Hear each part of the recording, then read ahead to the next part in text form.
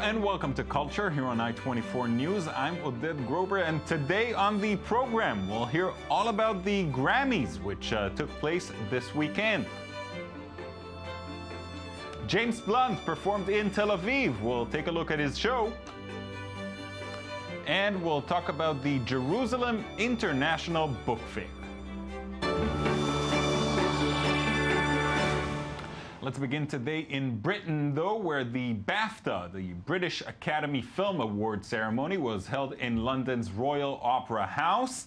Hosted by Stephen Fry, American actress Julianne Moore added yet another award to her mantelpiece for her role in Still Alice, while local Brit Eddie Redmayne won Best Actor for his depiction of Professor Stephen Hawking in The Theory of Everything. The film also won Outstanding British Film and Best Adapted Screenplay, but the Best Film Award went to Boyhood, with its director Richard Linklater winning Best Director and Patricia Arquette winning Best Supporting Actress. J.K. Simmons won Best Supporting Actor for Whiplash, which also won awards for editing and sound.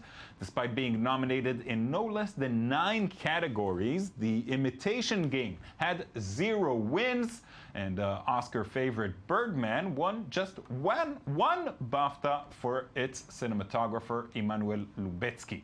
It's worth noting that in the last 6 years, the films who won the BAFTA also went on to win the Oscars. So we'll just have to wait till the 22nd to see if history repeats itself once again. And now, to talk about the Grammys, which also took place this weekend, Gabi Tartakovsky, who actually knows a thing or two about music, is joining me in the studio. Hey, Gabi, how are you? I'm devastated, thank you. I thought you would be. Taylor Swift was robbed. Taylor Swift was robbed, absolutely. I'm a big fan of Taylor Swift, but who robbed her? The new Adele, if you will, Sam Smith. He's a 22-year-old singer, also deals with a lot of breakups and heartache of all kinds. Yeah. And he swept the Grammys, winning 4 awards, including Best Song for Stay With Me, Best Record, and Best New Artist. And hold on, Kanye didn't go on stage trying to make up for... yes, he did, but that happened during the presentation for the Best Album of the Year, which went to Beck, Morning Phase, another one of his country rock outings, and Kanye West stormed the stage claiming the award, but Beck actually handed him to him, but he said that went on to thank the people, and it didn't. But everyone expected it from Kanye. Right. Once he stormed the stage, everyone, here it goes again. He does his thing. Yeah, he delivers the goods. Yes. There he is. That's unbelievable. There he is. Poor Beck. Poor Beck. I think he's Prince is. Prince was presenting as well. A lot of interesting combinations during the ceremony. Kanye West also had a major highlight in the ceremony, despite not winning any major award.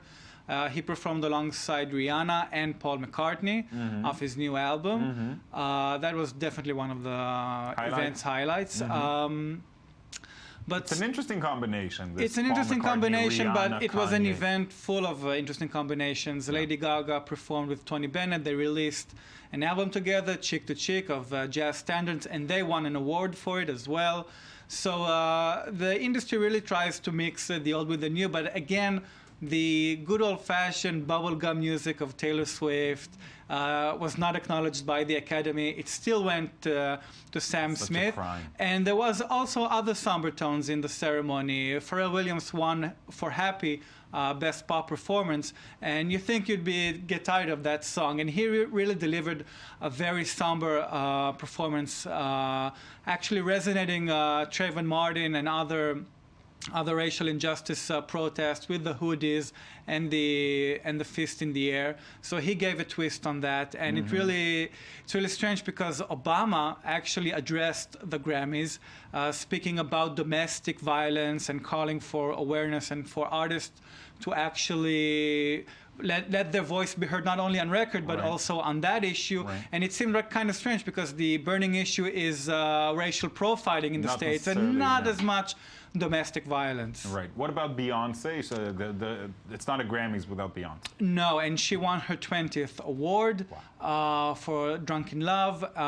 People thought that she deserved it, but she was kind of robbed from Album of the Year, really innovating stuff from Beyonce last year.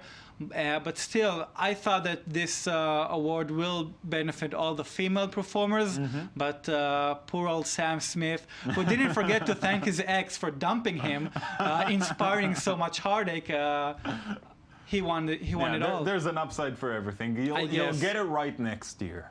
At least Weird Al won for Best Comedy Album for Mandatory Fun. Awesome Grammys. Definitely. Saved at the end there. Thanks so much, Gabi. Thank you.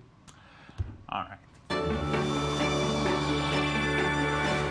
Still with music, after playing Austria, Spain, and Portugal, James Blunt's world tour made a stop right here in Israel. Sandy Fotis and Daniel Bock were there to bring us this story.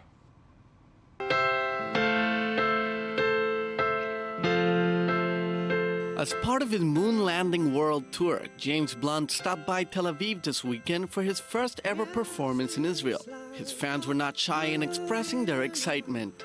It's too beautiful, it's true. Yalla, kulam yachad. I saw your face in a crowded place. And I don't know what to do. The 8,000 seats at Nokia Arena were almost entirely full. 3A Productions, who arranged the concert, say the investment was a risk because some artists decide to boycott the country. A concert in Israel is specific because, unlike other countries, it's not just about rational reasons, like people who don't want to come for business-related reasons. We have sold out, but instead of being satisfied, this is a source of stress because we are still afraid that the show will be cancelled later on. No goodbyes, you always be Miss America. We watched you fly. Throughout this process, the easiest step in the project was to convince James Blunt to come. He is a delightful person. He and his wife Sophia are a beautiful couple. As a performer, he is someone who has a great dose of self-mockery. This is a future of the musician's personality that not everyone is aware of and that delighted the audience during the concert. It was great. It was a great show. He's very funny. And he ran into the audience throughout the room. Not only in the VIP area. It was too cool. And it was really funny. All the interludes between the songs, it was great. It was great. We would have thought of him more melancholic, but in fact, he is a happy guy. He put the house on fire. Thank you, James Blunt. With ticket prices starting at 200 shekels, the producers tried to make this concert accessible to a large number of people. We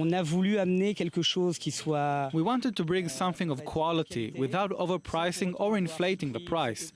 In a country where the minimum wage is 4,500 shekels and where the average salary is less than 2,000 euros.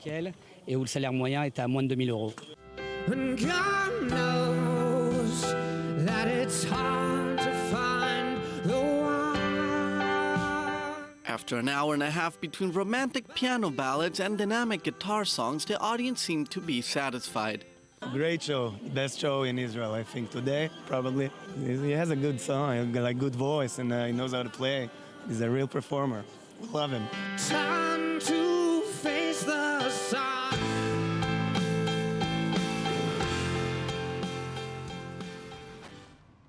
Now, Sayaka Matsuo, the daughter of a former professional sumo wrestler, wanted to follow in her father's footsteps in a sport not usually associated with Japanese women. She's a part of a small but growing group of female sumo wrestlers. Here's the report. Sumo, a cornerstone of Japanese culture. Sayaka Matsuo is one of a handful of women practicing the ancient sport, normally associated with men. Daughter of a professional wrestler, she first entered the ring aged 5. Now it's her passion. The initial collision is the hardest thing. It hurts, and it's easy to injure yourself. But if you don't practice, you can't become strong. It's the exercise I have the hardest time with. Linked to the Shinto religion, the history of sumo wrestling stretches back some 2,000 years.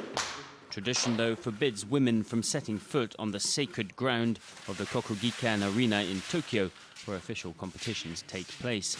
But since 1997, female wrestlers have been allowed to take part in amateur bouts.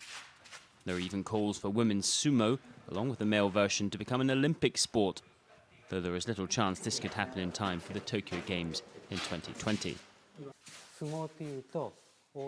When you think of sumo, you think of a sport reserved for fat men. We need to change this and show the world that women can also take part and appreciate the sport, and we will have more participating.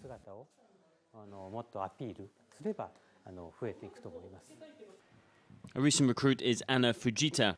She started sumo 2 years ago and hasn't looked back since.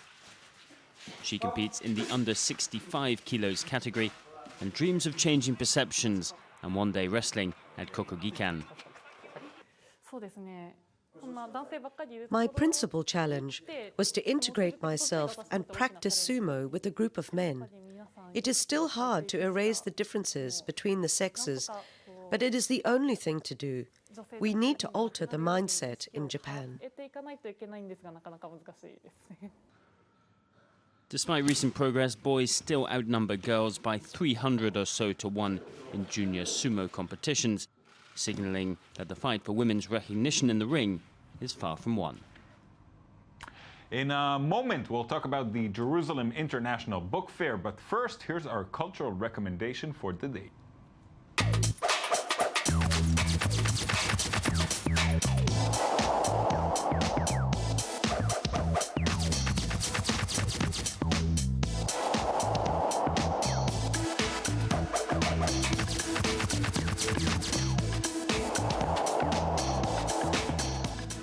"36 masterpieces belonging to the Frick Collection are on display at the Mauritshuis Museum in The Hague. It's the first time that the Frick Collection has lent 36 works of art to be displayed elsewhere. Joining Mauritshuis are artworks from the collection donated by wealthy American industrialist Henry Clay Frick. It includes the exhibition's centerpiece, the 1845 portrait of the Comtesse d'Assonville by Jean-Auguste Dominique Ingres. Also included are paintings by Jan van Eyck, Peter Bruegel the Elder, and 8 drawings by Francisco de Goya. Also displayed are bronze sculptures, drawings, and even a clock to give you a sense of the variety of works in the Frick collection. Pieces collected by Frick himself are never lent out, but the Frick collection continued to acquire art after Frick's death, including the artworks currently on display at the Mauritshuis.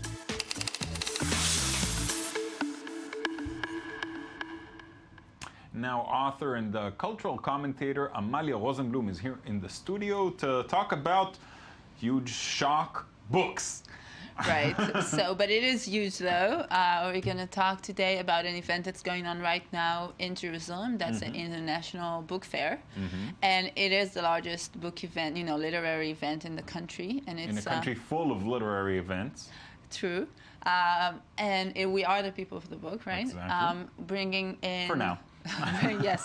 Bringing in writers, publishers, critics, readers from Israel and beyond.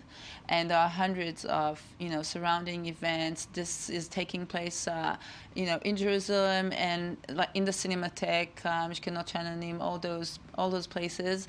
And all of the events, including writing workshops and interviews with writers, all of them are free of charge. For the public? For the public. Oh, that's nice. Exactly. So there are international authors, international publishers all meeting in Jerusalem. Exactly. It is part fair trade and part celebration of books. And I mean, there are really quite big names. We have Anna Enquist from Holland and Eri De Luca, the Italian writer. And in terms of publishing, the CEO of Penguin Books and, from Gallimard. So this, this nice. is, yeah. Impressive. It's not a new thing, right? This no, is it's the 27th? Yeah. Wow. Exactly. But I wanted to highlight actually one of those, hundreds of events that's not not the biggest, but I think it has an impact for the writing community here in Israel. Please. It's the launching of the second issue of Granta Israel. Okay. Granta being? Granta being one of the most highly regarded literary magazines, and actually one of the oldest. It was launched, I don't know if they used the word then, but it first appeared in Cambridge University in 1889. Quite a while ago. Quite a while ago, and it's been published almost continuously ever since. All around the world? Now it's all around the world. First, originally it was only for Cambridge students. Okay. Then in the 70s, it was reinvigorated, and now it's all over the world. We have Granta Brazil and now Granta Israel, so that's... So, and it's in Hebrew? It's in Hebrew, and it's a combination of local writers and international writers. So introducing both the audiences, exactly, and writers. Lovely. So it's still worth taking advantage of until the 12th. Amalia, thank you so much. Thank Pleasure you for as having always. That's it from us for today. I hope you enjoyed our show. We'll be back tomorrow with another one. So please be sure to join us again.